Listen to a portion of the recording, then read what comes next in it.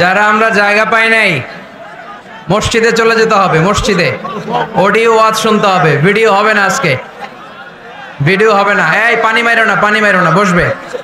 এমনি প্রচন্ড ঠান্ডা আজকে, পানি মেরো না।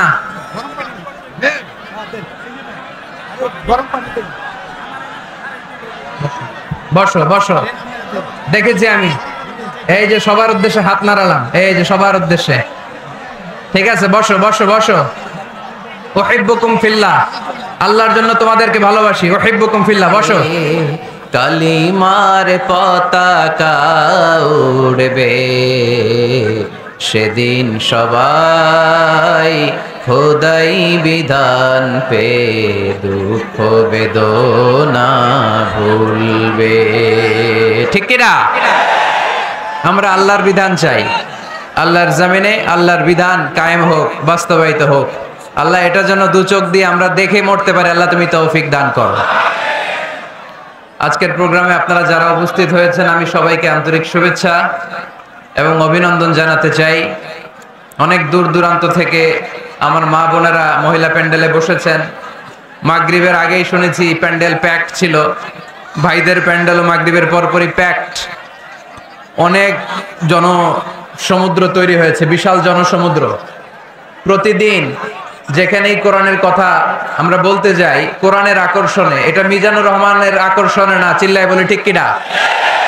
এখানে আমরা কোরআনের আকর্ষণে এসেছি। আমাদের ভালোবাসার সেন্টার বা কেন্দ্রবিন্দু হচ্ছে কোরআন। এই কোরআনের কথা শোনার জন্য আমরা এসেছি। আপনারা দেখতে পাচ্ছেন যে এই মাহফিলের ধারণ ক্ষমতা কতটুকু, আপনারা দেখতে পাচ্ছেন। এখানে হই হল্লোর, চিৎকার চেঁচামেচি করলে আসলে কথা বলা যাবে না। বরঞ্চ ৩-৪ বার যে ধাক্কা আসছে এদিক থেকে, এই পাশে ভাইরা খুব কষ্ট পাচ্ছিল।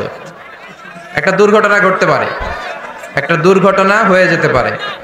আমি আবারও বলতেছি, মাতোয়াইলের ছেলেরা, আমি মাতোয়াইলের সন্তান, তোমাদেরকে অনুরোধ করে বলি, জায়গা না পেলে ধাক্কা দিও না, আস্তে আস্তে পেছনে যাও।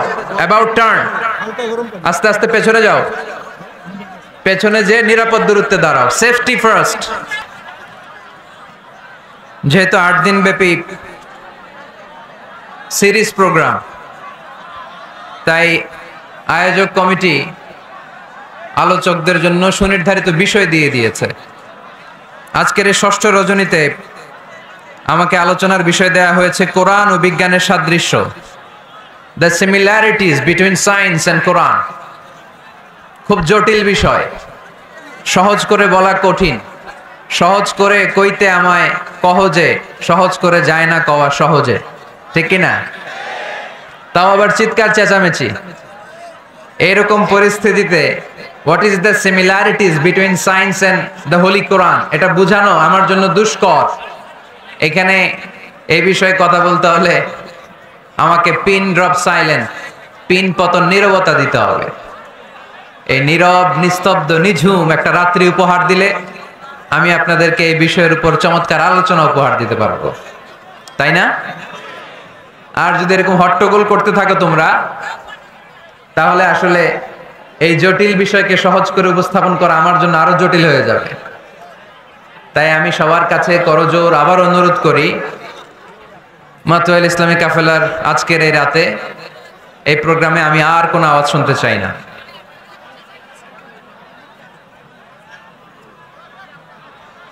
একেবারে নীরব, একেবারে। মাশাআল্লাহ, এবার ঠান্ডা হয়েছে অনেকটা। ঠিক আছে, আওয়াজ করো না, নিজেই ঠিক হয়ে যাও, অন্যকে কিছু বলার দরকার নেই।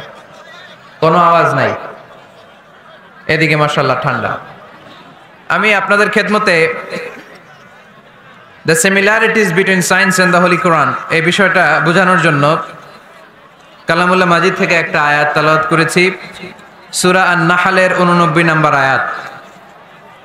এই আয়াতে আল্লাহ তাআলা ইরশাদ করছেন, ওয়া নাযালনা আলাইকাল কিতাবা তিবয়ানান লিকুল্লি শাই।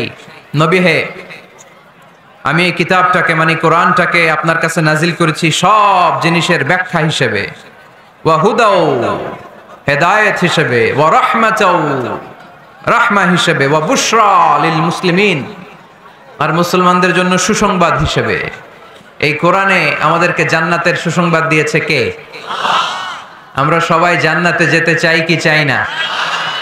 আমরা এখানে যেমনি একত্রিত হলাম, আল্লাহ জান্নাতেও যেন আমরা একত্রিত হতে পারি, তুমি তৌফিক দাও।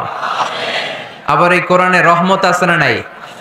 কোরআনের তাফসীর যখন হয়, কোরআনের আলোচনা যখন হয়, কালামুল্লাহ মাজিদ থেকে তেলাওয়াত যখন হয়, বিশ্বাসীরা যদি চুপ করে সে তেলাওয়াত, সে তাফসীর শুনে, তাহলে রহমতের বারিধারা আকাশ থেকে নাজিল করে কে?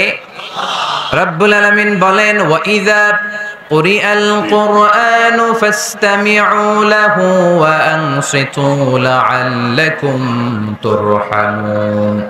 যখন তোমাদের সামনে কোরআনের তেলাওয়াত করা হয়, কোরআন থেকে বর্ণনা দেওয়া হয়, কোরআনের তাফসীর করা হয়, কান দুটো খরগোশের কানের মতে খাড়া করে মনোযোগ দিয়ে ওই আলোচনা শোনো আর একেবারে চুপচাপ থাকো, তাহলে তোমাদের উপর রহমত নাজিল করবে কে? তাহলে কোরআন আমাদের জন্য সুসংবাদ আমরা পেলাম। আবার কোরআন আমাদের জন্য রহমত, mercy, blessings and the bounties from our Lord, এটাও পেলাম। এরপরে আল্লাহ বললেন হুদা, কোরআন আমাদেরকে হেদায়েত দেয়। কি দেয়? কোরআনে সব কিছু আছে। কোরআনে ইতিহাসের কথা আছে, তাই বলে কি এটা ইতিহাসের বই? কোরআনে সমাজ বিজ্ঞানের কথা আছে, তাই বলে এটা সমাজ বিজ্ঞানের বই? কোরআনে নবীদের অনেক মজার মজার গল্প আছে, তাই বলে এটা কি গল্পের বই? কোরআনে বিজ্ঞানেরও কথা আছে, তাই বলে কি এটা বিজ্ঞানের বই? না, এটা হেদায়েতের বই। এটা কিসের বই? The holy Quran Leeds the way, পথ দেখায়। The Holy Quran guides us to the right sense of direction. কোন দিকে যেতে হবে এটা দেখায়। এটা হুদাল্লিল মুত্তাকিন, এটা মুত্তাকিনদের জন্য পথ প্রদর্শনকারী। তো আজকের এই মাহফিলের শুরুতে যে মেসেজটা আপনাদের কাছে ড্রপ করতে চাই সেটা হচ্ছে কোরআন এটা হেদায়েতের কিতাব। এটা কিসের কিতাব?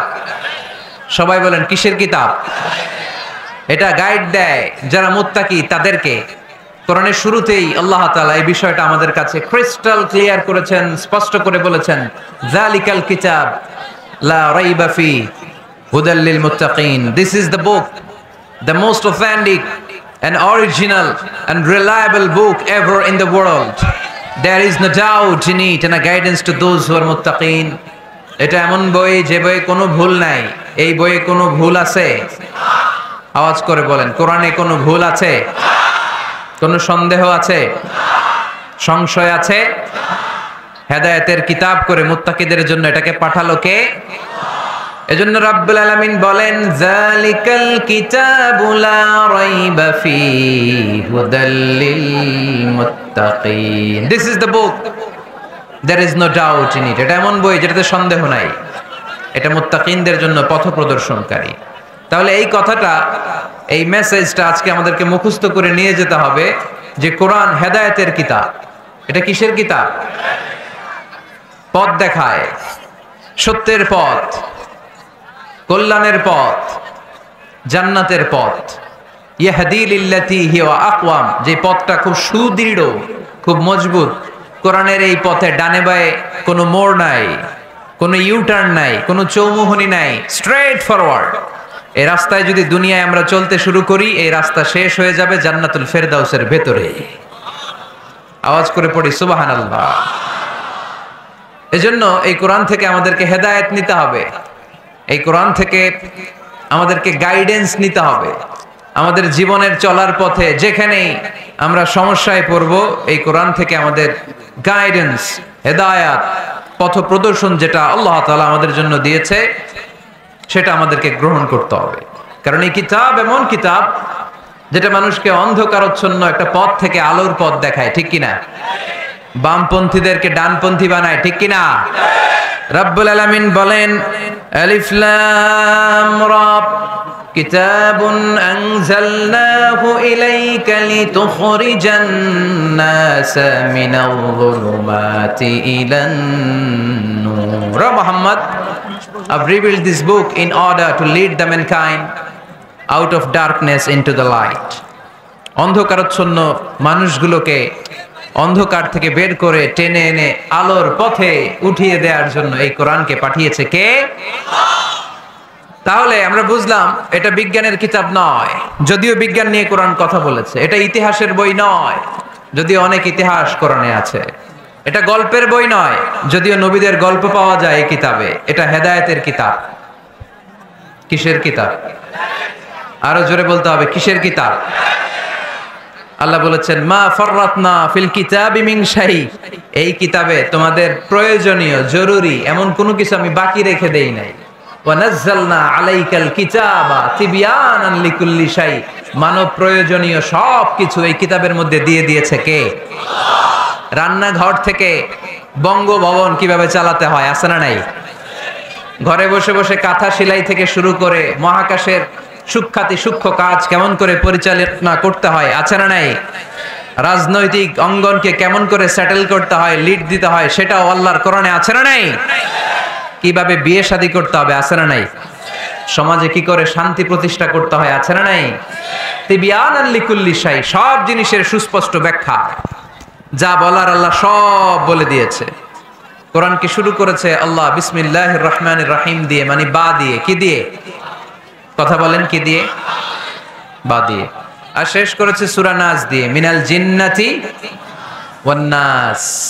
সিন, বার সিন মিলালে কি হয়? এবার বাসে চড়ে গুলিস্তান। বাসে চড়ে কই যাব? গুলিস্তান। ওই বাস? ওই বাস নাকি? না, ওই বাস না। এই বাস মানে যথেষ্ট, এনাফ। যা বলা হয়েছে 30 পারা এনাফ।